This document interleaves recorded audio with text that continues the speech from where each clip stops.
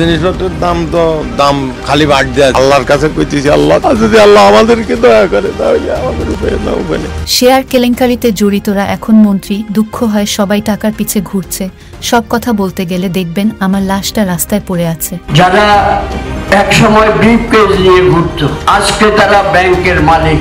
Syndicate করে দ্রব্যমূল্য বৃদ্ধি, দুর্নীতি, লুটপাট, অর্থনৈতিক দুরবস্থা, খেলাপি ঋণ সহ স্পর্শকাতর নানা বিষয়ে কথা বলেছেন শিল্প প্রতিমন্ত্রী কামাল আহমেদ মজুমদার। তেল সব সস্তা, পানির দাম চলতেছে দেশে, মানুষ খুব সুখে আছে, এইটুকু সরকারকে জানিয়ে দেন। গত রোববার সন্ধ্যায় মিরপুরে নিজ কার্যালয়ে গণমাধ্যমের সঙ্গে আলাপকালে প্রতিমন্ত্রী কথা বলেন। প্রতিমন্ত্রী বলেন, মন্ত্রণালয়ের অধীনে 19টি সংস্থা আছে। কোন সংস্থায় চেয়ারম্যান হেড, কোন সংস্থায় ডিজি হেড। এখানে যে আইন আছে সে অনুযায়ী সংস্থার হেডরাই সব ক্ষমতার অধিকারী। মিনিস্টার হিসাবে একটা পিয়নের চাকরি দেওয়ারও ক্ষমতা নেই আমার। আর চেয়ারম্যান ইচ্ছা করলে একদিনে 10 জনকে নিয়োগ দিতে পারে। মন্ত্রী কাউকে চাকরি দিতে চাইলে চেয়ারম্যানকে বলতে হয় এই আইনগুলোর পরিবর্তন করতে হবে। আইনের পরিবর্তন না হলে তাদের স্বেচ্ছাচারিতা, লুটপাট দমানো যাবে না। তারা আমার কথা না শুনলে কিছু করার নেই। সব ক্ষমতা চেয়ারম্যানদের। 50 কোটি টাকার বেশি কাজ হলে সেটা মন্ত্রণালয়ে পাঠাতে হয়, মন্ত্রীদের অনুমতি নিতে হয়। এখন তারা এটাকে ভেঙে ভেঙে টেন্ডার করে। তাহলে আর আমাদের কাছে আসতে হবে না।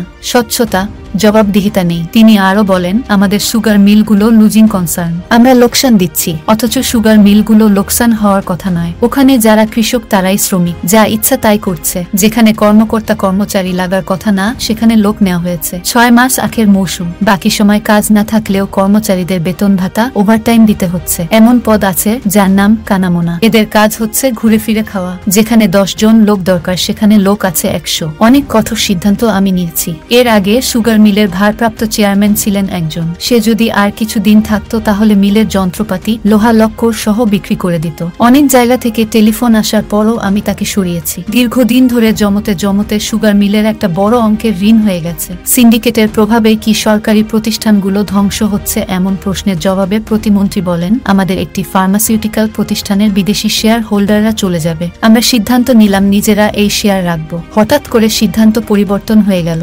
জার্মানির অংশটা কিনে নীল স্থানীয় একটি ওষুধ কোম্পানির মালিক। আমাদের আর দিল না। পরে তিনি পুরোটাই দাবি করে বসেন। আমার মন্ত্রী সচিব পর্যন্ত তার পক্ষে নোট দিয়েছে। আমার কাছে ফাইল আসার পরে আমি উল্টো নোট দিয়েছি। আমি বলেছি এটা দেয়া যাবে না। বাজার নিয়ন্ত্রণ করতে হলে এটা সরকারের কাছে থাকতে হবে। মন্ত্রী আমাকে ওই ব্যবসায়ীর পক্ষে লিখতে বললেন, কিন্তু আমি শুনিনি। পরে আমার নোট অনুযায়ী ব্যবস্থা নিতে প্রধানমন্ত্রী নির্দেশ দেন। আমাদের অনেক সংস্থা আছে, আমার কাছে কোনো ফাইল আসে না, শুধু ছোটাছুটির ফাইল আমার কাছে পাঠায়। বড় ফাইলগুলো সরাসরি সচিবের কাছ থেকে মন্ত্রীর কাছে চলে যায়। আমার কাছে ফাইল আসে না কারণ কয়েকটি ফাইলে আমি উল্টো নোট দিয়েছি। তাই সিন্ডিকেট করতে পারবে না বলেই ফাইলগুলো আমার কাছে আসে না। আমি নেত্রীকে সব জানিয়েছি। শুধু তাই নয়, আমাদের 13টি বাফার গোডাউন আছে। 5 থেকে 6 বছরেও কমপ্লিট করতে পারেনি। আমলাদের কারণে এগুলো হচ্ছে না। আমি যখন কৃষি মন্ত্রণালয়ের যৌথ মিটিং এ বললাম স্যারের সিন্ডিকেট আছে, পটন তখন দাঁড়িয়ে বলল, আপনি সব সময় সিন্ডিকেটের কথা বলেন, আমাদের কোনো সিন্ডিকেট নেই। আমার বক্তব্য প্রত্যাহার করতে বললে আমি বললাম, আমি যেটা বলেছি জেনে বলেছি।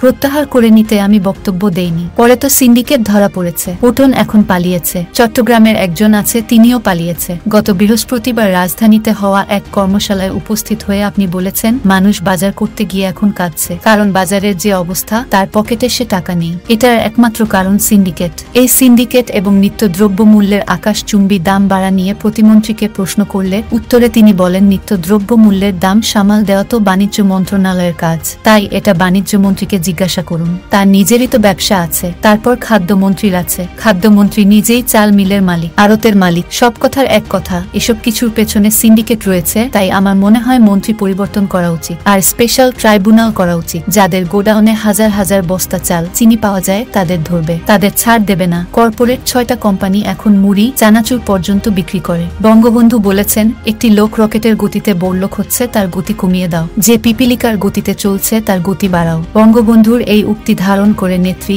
SME ফাউন্ডেশন করেছেন। SME টাকা বরাদ্দ দেওয়ার পরও ব্যাংকগুলো ক্ষুদ্র শিল্প উদ্যোক্তাদের টাকা দিতে রাজি হয় না। অর্থনীতি ও বাজার দুই জায়গাতেই সিন্ডিকেট তৈরি হয়েছে। এই সিন্ডিকেট কারা তৈরি করেছে? সিন্ডিকেট তৈরির সুযোগ দিয়েছে কারা? এমন প্রশ্নের জবাবে মন্ত্রী বলেন, খামাখা নাম টাম জিজ্ঞাসা করে আমাকে ভেজালে ফেলবেন। শেয়ার কেলেঙ্কারিতে কারা ছিল? তাদের অনেকেই এখন মন্ত্রী। মন্ত্রীদের ভেতর একটা সিন্ডিকেট আছে। আওয়ামী লীগের নাম ভাঙ্গিয়ে চলা প্রসঙ্গে কামাল আহমেদ বলেন, কাশিম রংপুর কারাগারে আমি সহ আওয়ামী লীগের কয়েকজন প্রভাবশালী নেতা একসঙ্গে ছিলাম। বললে তো এখন সমস্যা। এদের মধ্যে দুজন ঘুমে যাওয়ার আগে নেত্রীকে এক গালি, ঘুম থেকে উঠে আরেক গালি দিত। আজকে তারা কোথায়, আমরা কোথায়? দেশে চাল, ডাল, চিনি, তরকারি কোনো কিছুর অভাব নেই, কিন্তু বাজারে গেলে মানুষ কাঁদছে। আমি অনেককে দেখেছি বাজার করতে যে কাঁদতেছেন, কারণ যে বাজারের যে অবস্থা, সে তার পকেটে সে টাকা নেই। সিন্ডিকেট সব লুটে নিচ্ছে। এই সিন্ডিকেটের বিরুদ্ধে ব্যবস্থা কে নেবে? নাকি সিন্ডিকেটে যারা আছে তারা রাষ্ট্রযন্ত্রের চেয়েও শক্তিশালী? এমন প্রশ্নের জবাবে প্রতিমন্ত্রী বলেন, এগুলোর ব্যাপারে নেত্রীর নির্দেশ জিরো টলারেন্স।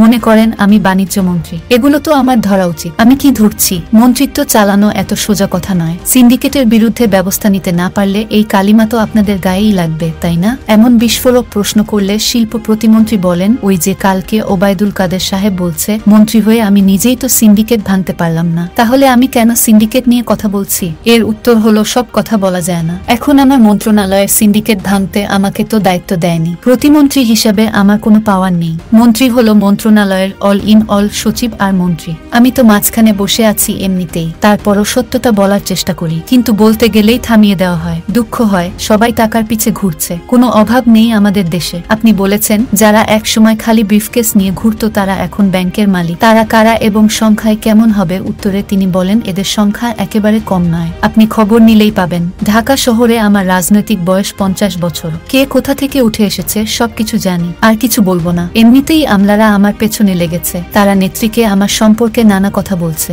আমি যদি সব কথা বলতে যাই, দেখবেন আমার লাশটা রাস্তায় পড়ে আছে।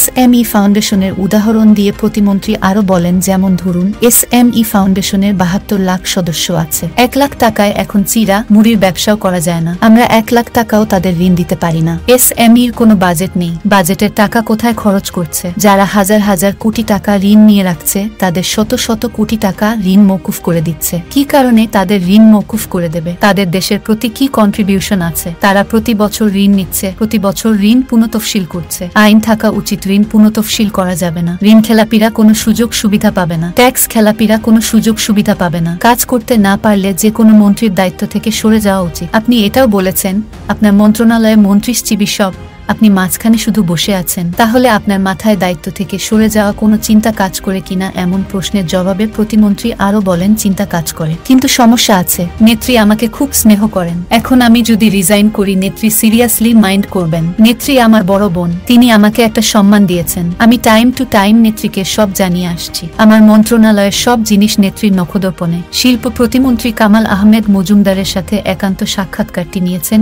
যুগান্তরের বিশেষ প্রতিনিধি মাহবুব আলম লাবলু।